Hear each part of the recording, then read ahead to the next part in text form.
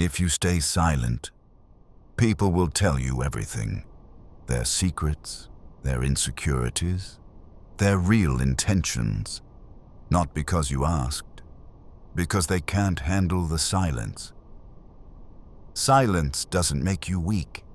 It makes you dangerous. Most people believe power is active. That to lead, you fill every silence, dominate every room. Project energy until people feel you. They're wrong. The most potent force isn't pressure, it's the vacuum. Here's what's actually happening neurologically. The human brain is hardwired to resolve tension. When a conversation falls silent, the social ego doesn't wait. It panics. It reads silence as a threat, a gap that must be closed at any cost. So they talk. And because they're nervous, they say things they didn't plan to say. You don't need to expose people. Just give them space to expose themselves. And this is where most people lose control without ever realizing it. Think about the last time someone asked a simple question. How's that project going? And you watch the other person explain their entire situation, their delays, their problems, their doubts. Nobody asked for all that. The silence did. Here's the rule, and once you see it, you won't miss it again. Whoever speaks first in a vacuum loses. Every interaction has a pressure balance. The moment you rush to fill silence, you carry the tension on their behalf. They learn, consciously or not, that discomfort costs you more than it costs them. That's the leak. That's where your power leaves you and goes to them. Now here's where it gets interesting. Gratian understood this 4 centuries ago.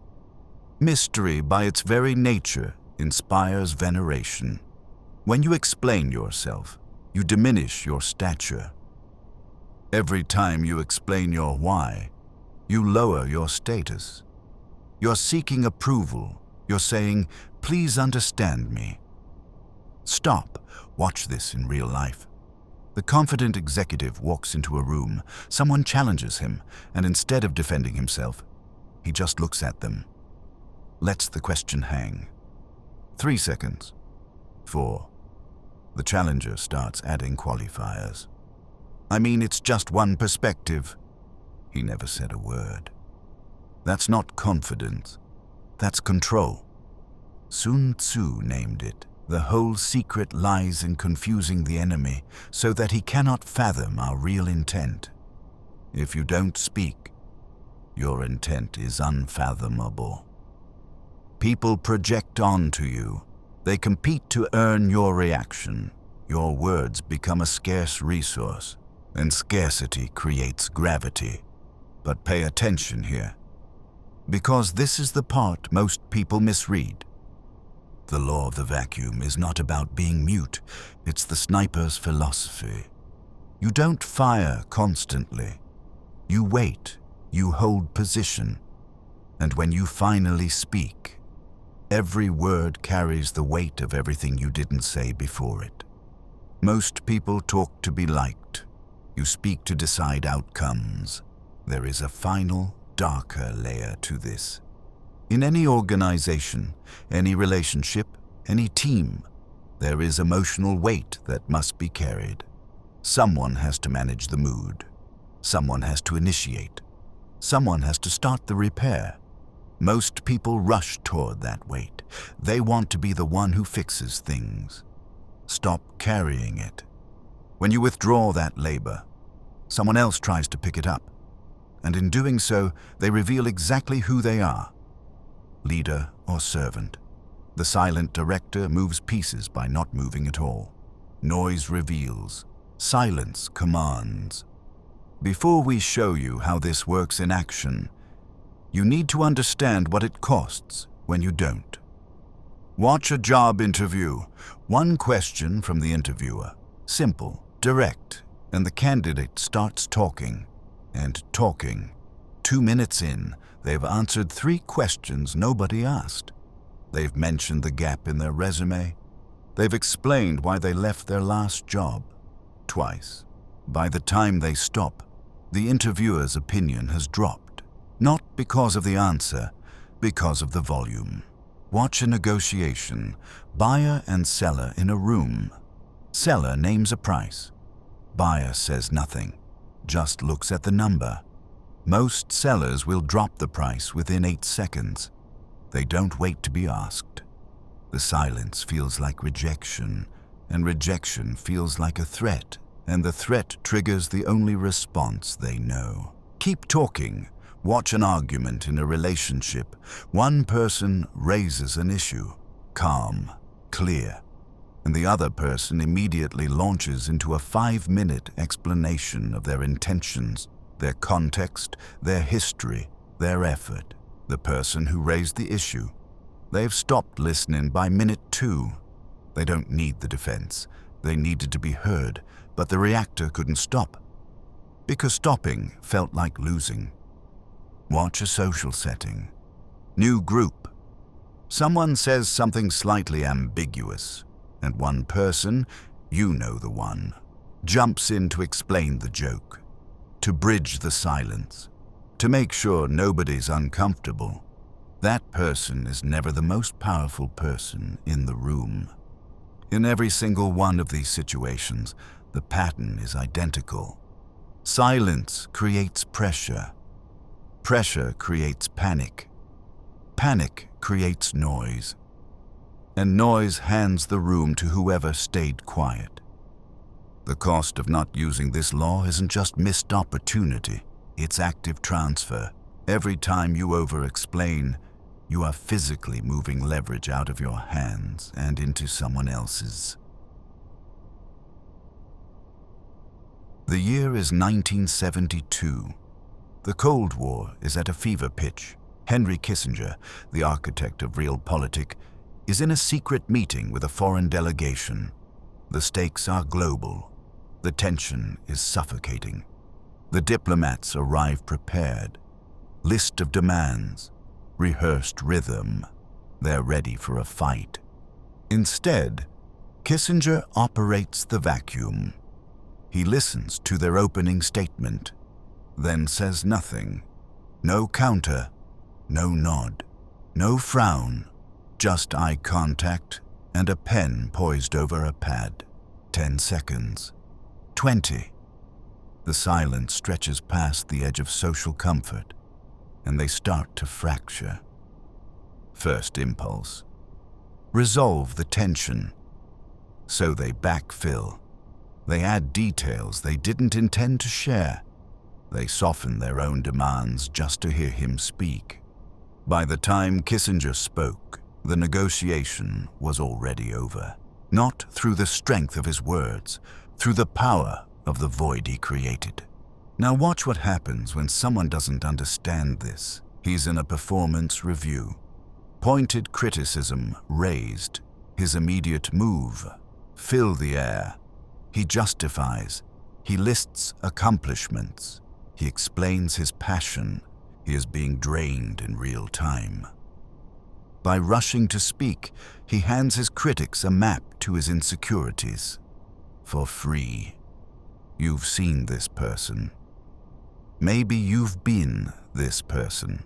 The room goes slightly tense, and they start talking just to make the tension stop. They're not defending themselves. They're confessing. Contrast that with the master in the same room. Same question, same stakes. The master doesn't jump. He holds eye contact. 3 seconds of nothing. In that silence, he's not panicking. He's auditing. He notices the questioner's hands moving, the forced steadiness in their voice. When he finally speaks, it's one sentence. Factually accurate. Emotionally empty. That leaves the void partially open. The questioner, feeling no resolution, keeps talking, qualifies the criticism, eventually softens it, moves on just to escape the pressure. The reactor gave a defense. The master never needed one. So why can't most people use this?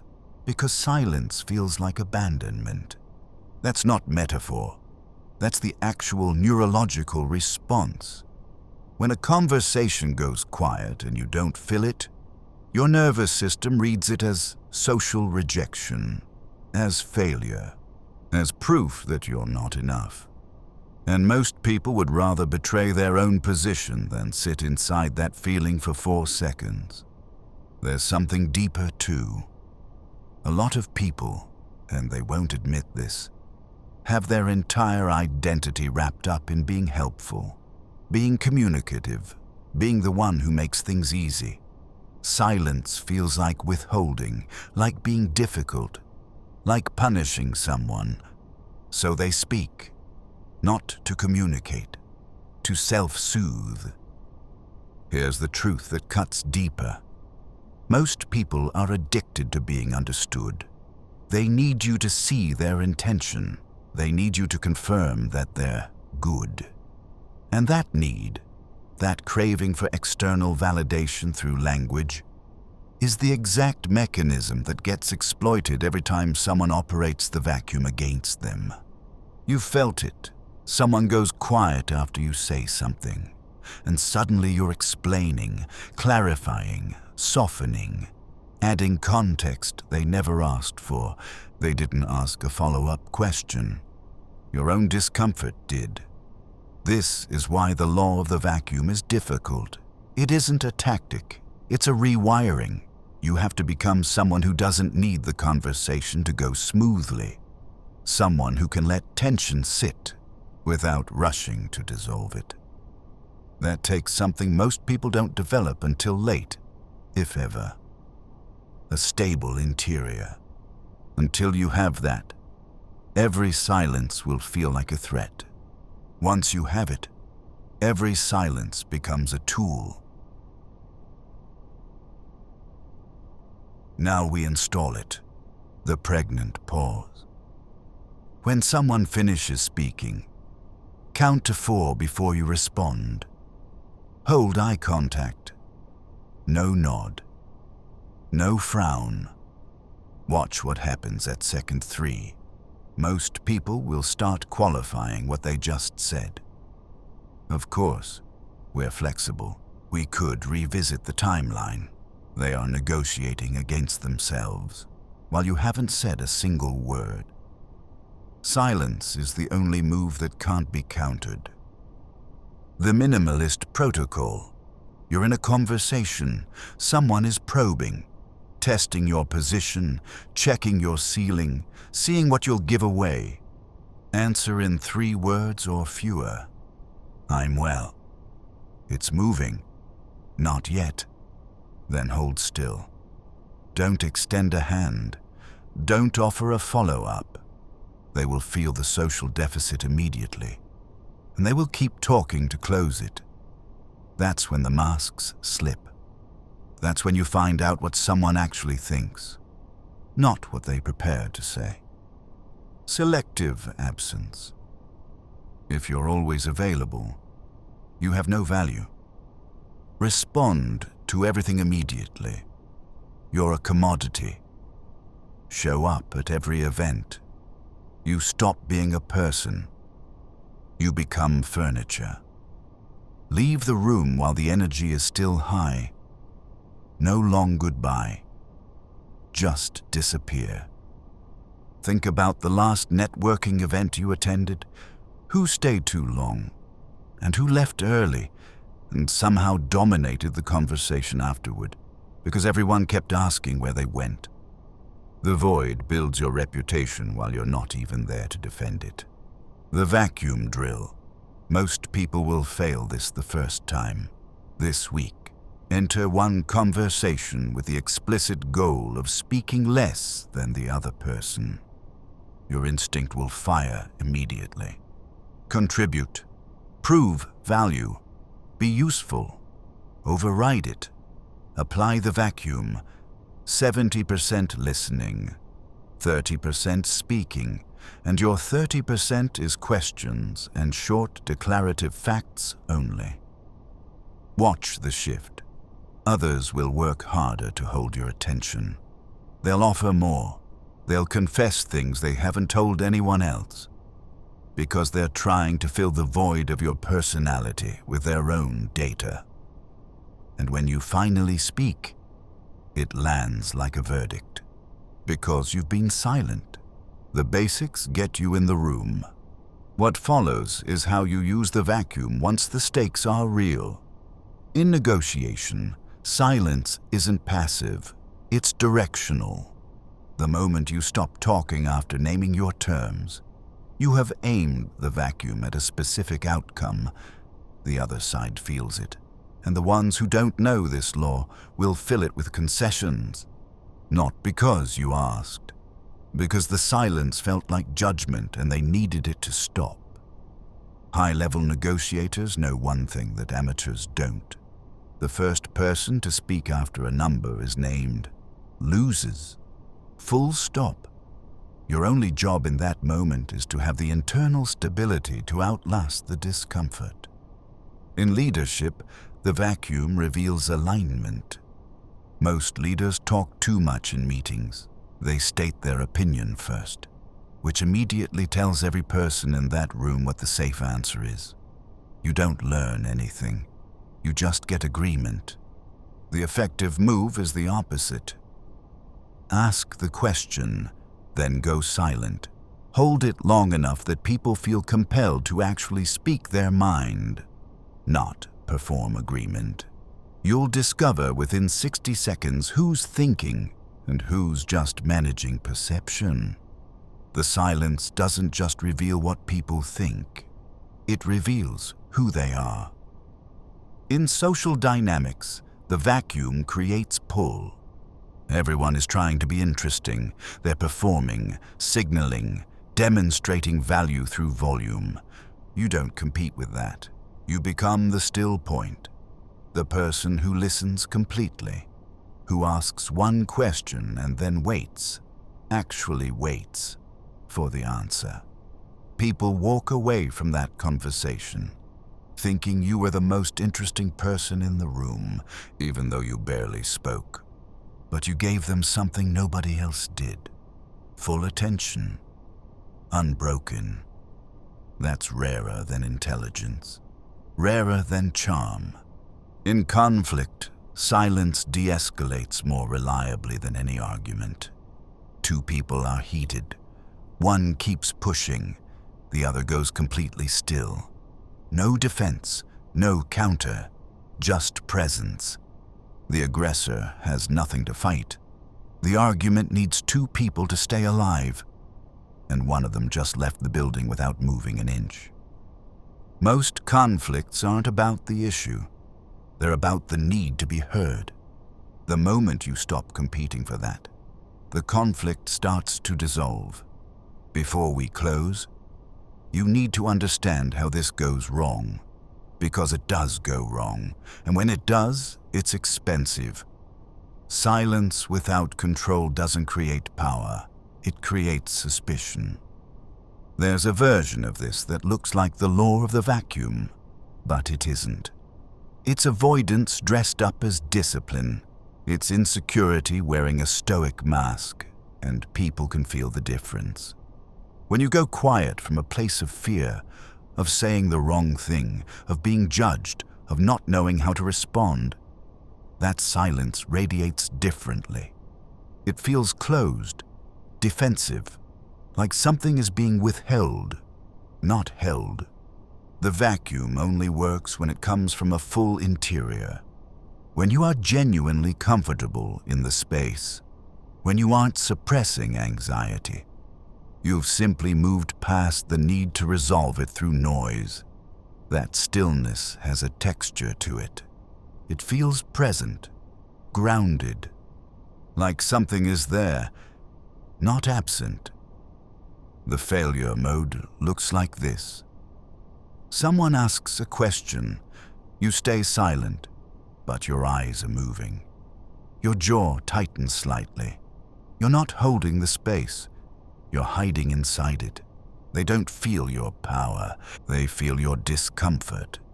And they pull back, not because they were drawn in, but because something felt off.